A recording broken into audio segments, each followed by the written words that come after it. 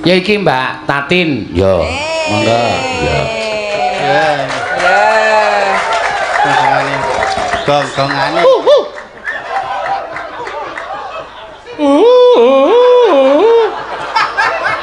Mung agak ditepuki tangan penonton dimanis-maniske, dikangke ngono. Kemong ditepuki tangan aku wis kulino dadak dimanis-maniske dikangke. Ya Allah. Sapa iki mau? Sapa? Wahyu kok sapa? Kapok. Dikalem-kalem wis ngaku. Andok kapake, Mbak, nek wis ngaku. Tak kempit. Wahyu. Kok kabeh golek bola? Ngapa? Jenengan mau ngal apa? Biasanya jenengan kan identik dengan ganas, galak, ulate buket. Lah ora. Iki mau kok dikalem-kalemke. Sapa lah aku biasa wae. Nek perubahan iki kok ketok mencolok ini malah orang tanda tanya. Lah ngapa? Sedikit-sedikit. Oh ya mulai saiki omongane mulai alus. Oh mlakune mulai kalem. Solah bawane meraatin kowe langsung ketok banget. Ra aku mau krungu kok. Oh lu tinggal lakune mlakune mulai semper ngono kuwi kok. Sapa? Sing muni sapa? Kono. Sing muni sapa? Le mlaku ki wis kalem kok tekan semper lho pinjam kok. Mbak Mimin le mlaku semper. Sliramu mau lho, kok sliramu le mlaku Lho, alus. keceplosan lho kono. Lah ya wis jelas to. Ngaku saiki. Tatin ki saiki kalem wis ora kaya dhisik. Dhisik jaman mudeng unggah-ungguh ki mung sapa-sapa dimamah ngono lho saiki ngono kuwi. Ya aku delok-delok wonge tak mamah karo ora delok. Aku gelem dimamah. Wis. Sing dimamah apane? Goleki dhewe. Iya. Ki wis lagi wae kondur saka Kalimantan. Yeah. Oh iya. Wah, saiki wis mulai piye dhewe. Biyen nek urung tau ning Kalimantan tak jak numpak pesawat ki malah tekan dhuwur ki. Wah, kula wedi kula tak medhon mriki mawon. Ayo kono njlungup kono aku. Lah ora ngerti wedi. Padahal numpak L300 wae. Sampai. Lah wong ning Kalimantan wedi numpak motor mabruk kon ngudukke godean. Ora nggodean aku medhon perapatan kono wae Pak aku ngono ya wingi. Iya. Semangat ya, Mbak. Ya. Iki napa Pak? Liwung. Ya, ora liwung wis ora. Nggih. Ya, liwung. Ya. Nggih. Ndak. Juru kuncine kuncen kae nesu. Wis nggawa jaran barang e. Ya, tipe Nek ketemu aku muring-muring lho, Nok. Wah, gimana wae enggak mau bunyi liwungnya gimana? Wis nggawa jaran barang e. Wah, iya kudu dituruti, Mak. Iya. Mergo iki ana lho sing anu ngira penari-penari iki tak bayar, Nok. Ya, eneng ya. Eneng jane ora iki pancen lahir batin mergo rasa seneng. Ya. Kaya sing nganggo topeng, sing nganggo sendok, sing nyandang wedok kuwi ikhlas lahir batin. Ya. Dadi dhek nek teko ning wayangan ki nggawa koper kaya arep pentas kae. Iya. Golek nggon nggo dandan anane tetean ya ning tetean kono kuwi. Iya, ya ora apa-apa ya, Mak. Iya, iki malah tekan Jawa Timur barang sok do teko, tekan Semarang ya do teko. Iya. Saking senenge. Iya. Ingkang tresnanipun kalian panjenengan menika, Mbak Limpo. Ah iya, mulane aku wis nglumpukke sendok akeh neh iki. Lagi napa? Nggo dandani Tatin kuwi. Wah. Kalau harus dikei sendok. Heeh, sendok karo anu jenenge entong siji. Lah, Nek sendoknya Tatin kok. ora kok sik tak urus iki. Kok anggo entong barang maksudnya piye? Mbok aku ya nggo pikiran kok tekan kono lho. Nek anggo entong arep delendi. Maksudnya main gede-gede entong ki nak kae rak wis sendok kowe entong. Pak Seno ya kebajutan. Apa? Nek iki nyon sewu iki itu tidak masuk kategori gojekan. Lah piye? Karena sendok Mbak Tatin gawa entong. Ya masuke natoni wong wedok banget. Lah apa? Berarti padha ae moyoki Mbak Tatin ki wonge murka drembo. Oh duwe entong, sekop. Pengen tak sekop apa piye? Hah? Pengen tak sekop apa piye? Sekop cengele wae. Wis kono sekop karo angkong do padu ngono. Lah sekop ki Kuwi angkong. angkong ki wadah letong ki mriki. Lah kene nggo nderuki. Lah iki letonge. Oh, matur nuwun. Lah ya tau jarene pas. Ya, desa rasan dadak padha regejeken. Iya. Iki stel kalem aja padha regecekan Nini. Ayo, Liwong. Ya, monggo diaturake yuk.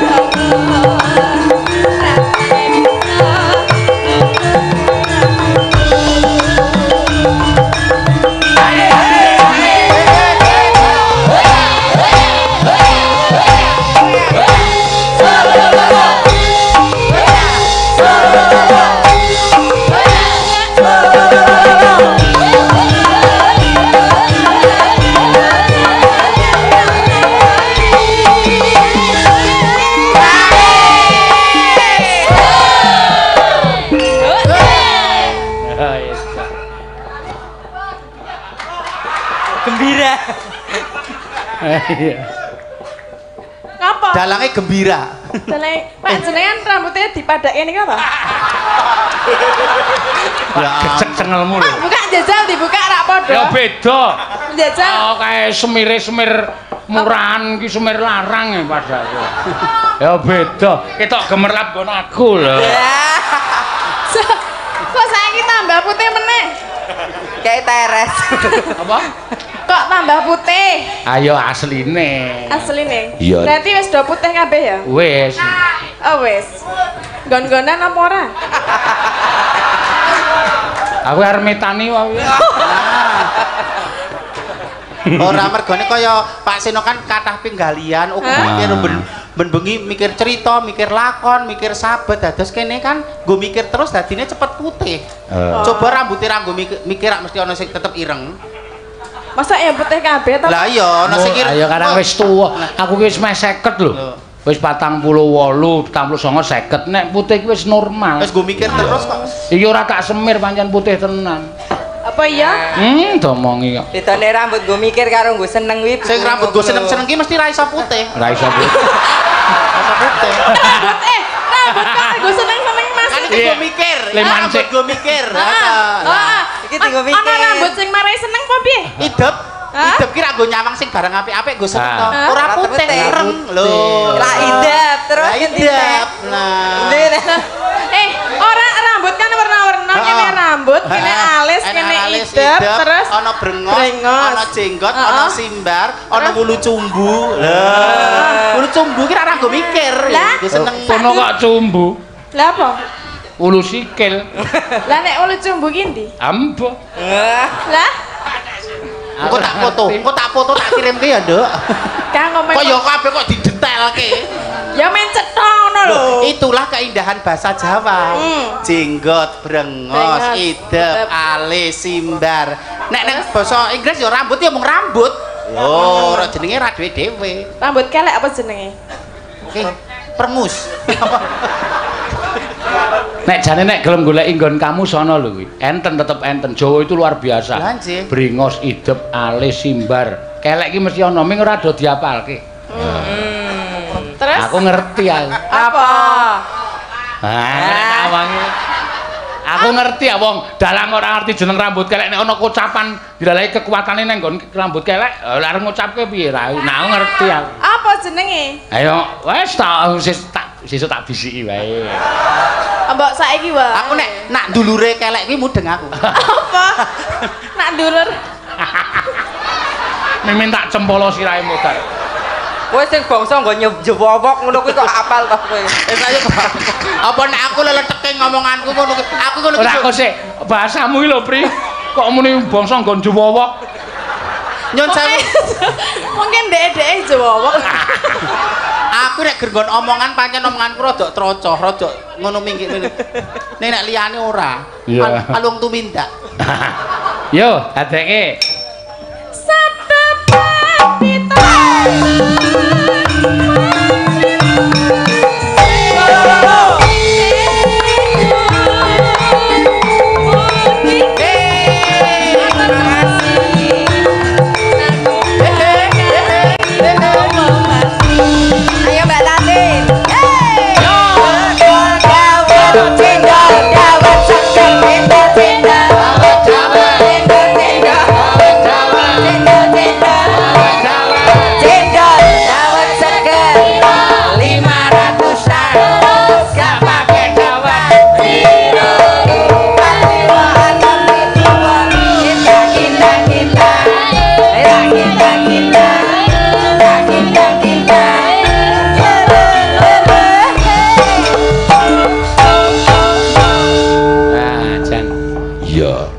meni nganggo lagu Cendol Jawa iki nek anu nembang anu joget tatin pas banget. Iya.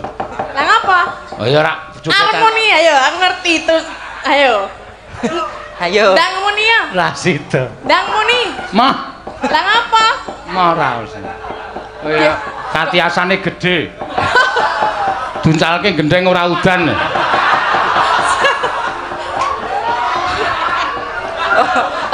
Terus apa meneh? Liyane kuwi ana meneh lho. Ora ono. Ndang cuit ngono. Hei, Mah. Ya ampun kok yo. Berarti kaya le gawe martabak ngono. Ya ampun. Ala piye mosok Mbak Tatin. apa? Mbak Tatin mosok tekan nggo nolak udan barang dokoke gendeng. Lah nek ngene jenengan iso nggo tolak angin lho ya. Bener aku nggo telisir kok malah. Walah sapa iki mau? Kok dijereng nggo tenda maksude piye? Mas Janu ta ngomong.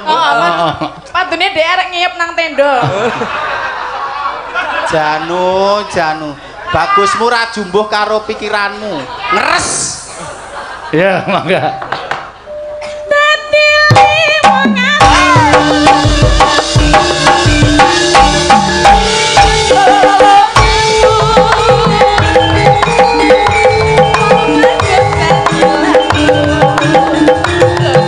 Ayo, Sakia.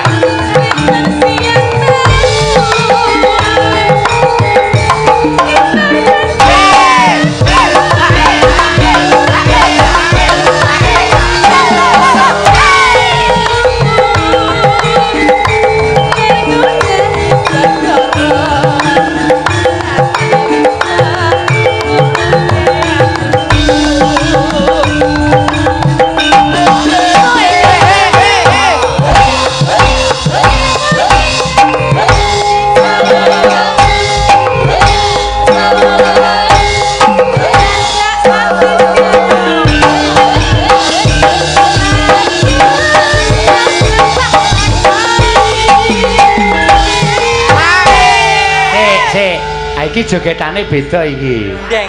Iki model India. Dendeng rat, Sakia. Coba Pri di manu diajari Pri. Ya. Ya Pri, kowe Pri ngajari Pri. Ya. Kae wis arep minggat kae kalau ae. Ana diplekoto terus lho. Ya ora mlekoto. Wis tok saweran 100.000 ki ra sanggone abot. Nah, Terus ngapa? Kudu le totalitas. Apa 100.000 kon mlongoh tok. Nyambut gawe totalitas. Tapi wis plola-plowe ngopo? Zaman dhisik 50.000 direwangi koso tok ya. Ya, direwangi sung ibadah kok. 150.000 kok ger arep endo, daya endo. Ngene sambat. Iya coba Mbak Apri, duntak tak duduntak. Nano.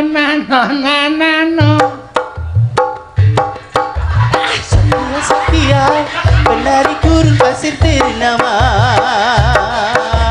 Oh Sakia, terpesona aku melihatnya. Hop, mimin sik. Kae engko terakhir. Ya iki Nganggo melet men kaya kirek. Ayo. Ya. Nan. Wow. Yes. Wes, hop, rasa oke. Wes. Tak bandem gelas lho. Wes. Iku ora kaya kirik mah kaya ula celolo. Ayo Tatin ayo. Ayo Mbak Apri. Wes, Jaya Indo nyambut gawe kok ngedoli. Aku iki palsu kabeh. Singgene Pak Seno lewung tok ngene arep endo. Kok kudu aku? Ra jumbone tekan Kalimantan barang ngopo? Lah, aku nang Kalimantan orang kan ngono ki lho. Ya totalitas ngene gerakan ngene ndah nek mulai kaya Mbak Ganes mau. Iki jane meng mergo dalange nek ra dalange tak ora mergo dalange iki nyenengke warga kabeh penonton ning sinduke. Lah ya sing nganggo sing marahi kan iki sing dadak. Ya ora kok, iki aku meng nuruti. Dadak misah. Nggih mboten sederek. Negar ora. Saiki iki apa-apa penonton nggih pokok nglawan penonton oke sakmene. Ya nek nggih tambahi ora ming 100. Ayo. Tandang gawene sik kok njaluk duit sik. Nyambut gawe rung rampung kok njaluk duit. Cara ngendi? Oh, laden tukange dadak nyampur semen sik. Ya kok tenan ning dinehi lho. Ah iya tak tambahi. Pira? Wis gampang, njalukmu pira padake cah tipis. Ah, ning ngomong tok kok meng ora wani dikekke. Wis aja kuwatir. Ndi ndelok? Ning ndo nyilih ditisik ndo. Ya nyambut gawe sik ning menyambut gawe sik kok tuas dikirim tinggal lunga. Heeh. Ya kagol. Nyambut gawe sik. Iki wektune silak antel. Ora ono Endo ae arepan. Oh iki lakone Semar bangun SKE kok. Engko bar iki anggere seman blonjo semen bubar wis. Blonjo semen.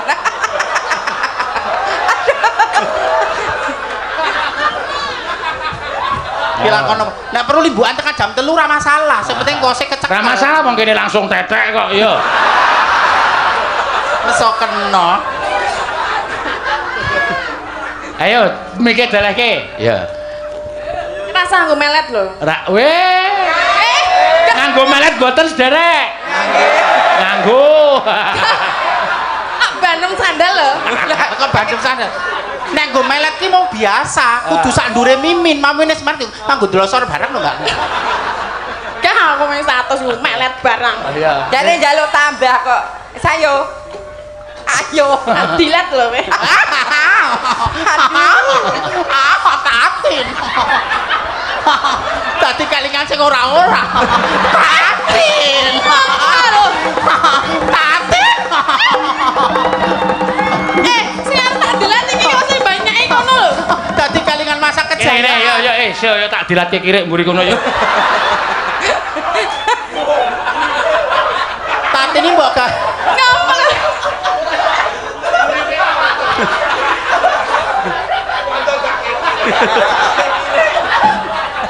Sabar ya, Dek. Ndak lali, ayo. Ayo. Arep nylamur kowe. Nggo melet lho. Ayo. Ya nek gak melet menjuntai. Ya. Oh, iki gawe marem penonton semene iki angel lho. Ngibadah lho. Ngibadah. Ya, Aku gak melet lho, aku kok ndak. Gedhek to? Melet boten? Melet. Wong ra iso melete ya dipresrake kok. Jenenge ayo ra. Aku nek melet. Ora apa-apa kok. Yo wis. Pilih aku joget apa pira? Pilih aku joget apa pira? Lho kowe aja ngono. Kowe nek ora nganti terus munggah ra gelem joget, piyai semene getun kabeh karo kowe. Nek do sing do nonton streaming ki nang angkringan HP-ne. Tatine mengkon melet kok. Tekan omah takoni bojone, "HP-mu nang ndi, Pak?" Tak banting. Lah ngopo? Tatine nak gelem melet. Lho, Malah korbane akeh to. gawe gelo wong akeh kowe. Malah korbane akeh. Aku nek melet gak yakin. Mung sak melete menyelamatkan HP kok. Lho. Ya ben HP tuku dhewe rusak ya ben rusak dhewe to. Oh, lah aja kaya ngono. Oh, iya. Iki silak entek ya. Hah? Wis ge rampung ki weh. Apane? Silak ra waktunya jam 1 kliwat lho iki. Aku iki ngedep jam gede luwe gede kira menane. Ra sanggup melet gak? Gelem ya ra melet. Sithik wae wis. Pisan tok ae melete pisan tok ae. Bisa yo wis iki lho Mbak Lung lho. Iki aku melet lho Sen. Dawa banget e.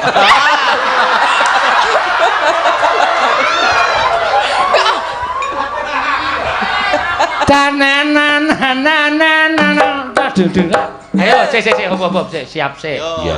Aja diganggu lho, Pri, aja diganggu. Wis, rasa ganggu. Dadi iki spesial. Iki isih nak sanake sarukan iki. Saru banget. Yo. Na.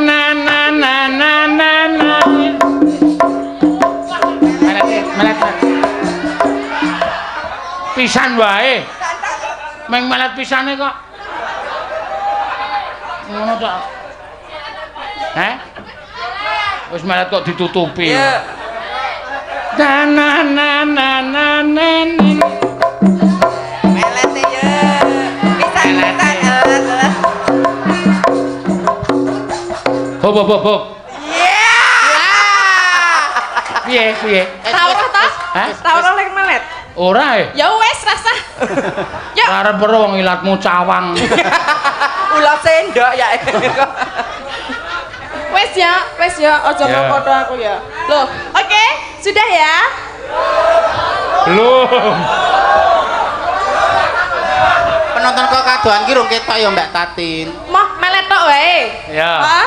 Ya. Ya meletok ya. Aku gak mau. Kok meneh dhewe ilatku. Ayo mengilat kok. Ya Cantik, sok cantik mung ngira ilate didelok wong kok isin aku kabeh tak ketoke ra apa-apa kok. Bergene kok. Sok cantik mbok wong iki sing demen sedekah. Ya ilate ketok kok isin. Ilat ki kanggone wong wedok ki aurat. Rahimku diobok-obok sapa-sapa aku meneng. Basya. Kabel kuwi. Ya. Ya terus ki yo. Nano. Sabda wanita.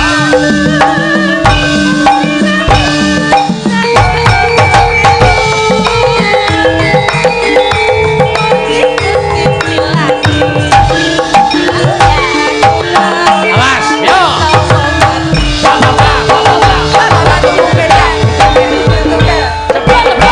Ya ora. Ya pora. Siapa yang meni ya pora? Ambo. Egol. Lah, Sapa-sapa kok tok arani lho. iya maksudnya kok nganggo ya pora ora. Lah ya men kok ya pora. Gatuane ya ngono kok. Ya. Iki pun nggih. Wis ya, wis ngono.